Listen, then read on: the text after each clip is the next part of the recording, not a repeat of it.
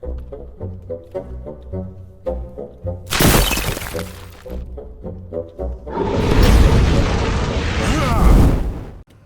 everybody, it's me, Riffraff Hornhelm, and I'm back again with another presentation from the Dwarven Vault. And today we have a monster review. And the monster review that we have for you is about the NAGA. And the NAGA is a creature that comes to us from the original monster manual for use with basic Dungeons & Dragons and advanced Dungeons & Dragons, or what's typically called 1E today.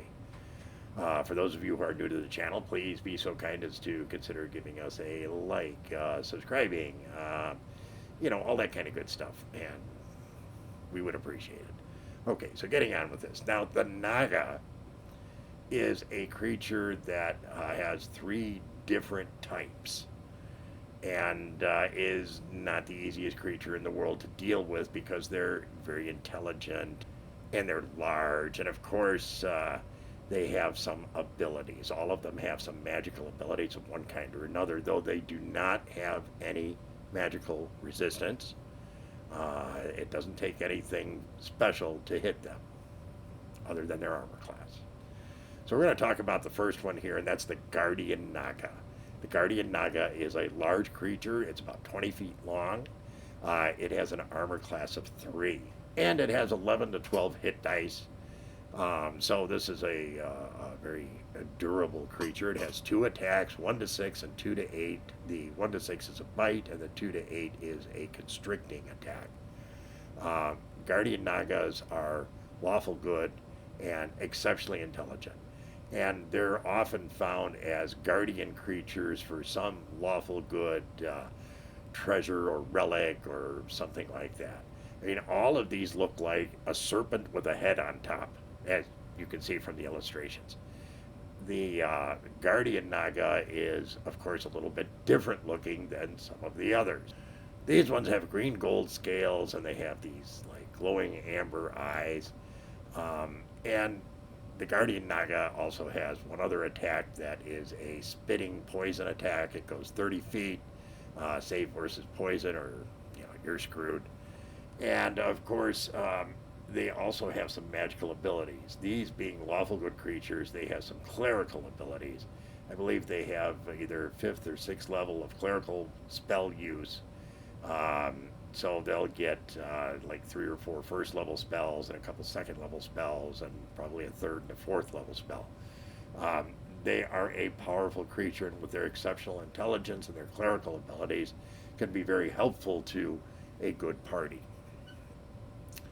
Now, Nagas, I'm not going to do the ranking on these one by one. It's just easier to get through all of these at one time. So we're going to go talk about the next one.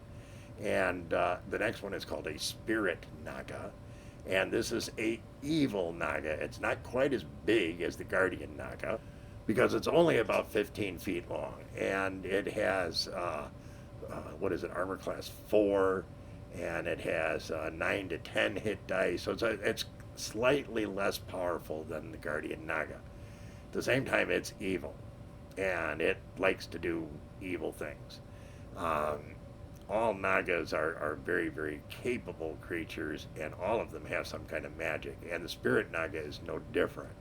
This one has magic that it can cast, and I think it casts at like a 5th level of magic use. So they're able to do like 4 first level spells, and I think up through 1 3rd level spell.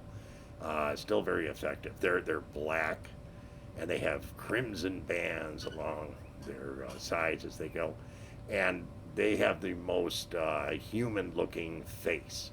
It looks very human, which it can hide behind ruins and just have the face poking up and really screw with you.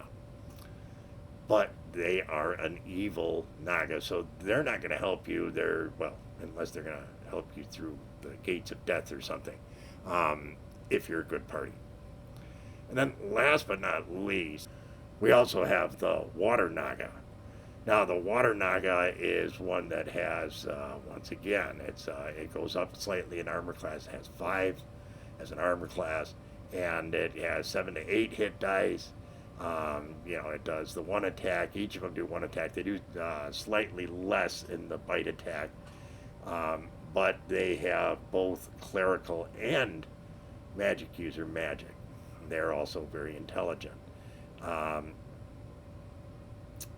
all Nagas can be swayed to help you depending on what your alignment is. These ones are neutral, and with their high intelligence and both clerical and magical abilities, they could be potentially very useful to a party. The Naga is definitely something you want to be wary of, but honestly, you have a pretty good chance, unless it's a spirit Naga, of gaining something useful in terms of help from it. Now, one thing about the attack of a water Naga is that its bite is poisonous. So if it bites you, it only does 1 to 4 points of damage, but it can definitely, if it hits you, you're going to have to make a save versus poison, or once again, you're screwed. With that ability of both clerical and magic use, it's a pretty useful creature. And certainly this one is kind of a pale green to turquoise color. It has a reticulated type pattern on it. And its head is definitely humanoid, but not sharply human like the spirit Naga is.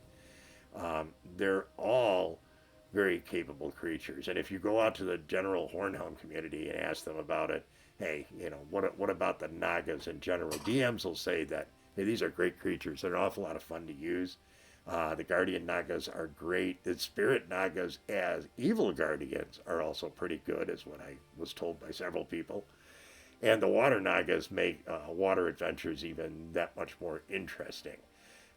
Nagas are all going to be different in size, the largest being the Guardian, the Spirit's a bit smaller, and once again, the Water Naga is also a bit smaller again. But they're all very competent in the sense that they are all intelligent, anything from very to exceptional, and they can provide an extra level of interaction in a party if you are the DM.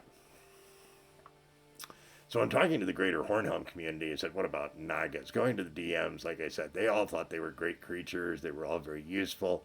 They scored them depending on what kind they were, between about a 5 and a 6.5. In talking to the players, they had a mixed bag on this. That on the low end, they said about a 6, and at the high end, about a 7. So they came back a little bit stronger than DMs on that, but they also had been in a position where in most cases the interaction had resulted in help for them. And because of that, they ranked it a bit higher because of how useful they had been to the party. So I guess that makes some sense. So those are the 3 different types of Nagas. The Guardian Naga, the Spirit Naga, and the Water Naga. We hope you found today's presentation to be interesting, educational, amusing, all that kind of good stuff. And though us dwarves don't interact with these barely at all, if you did enjoy today's presentation, please consider giving us a like, share it with your friends, all that kind of good stuff. By all means, subscribe if you haven't, and come back and see us again real soon. Thank you so much for your kind support. Take care, everyone, and remember, dwarves rock!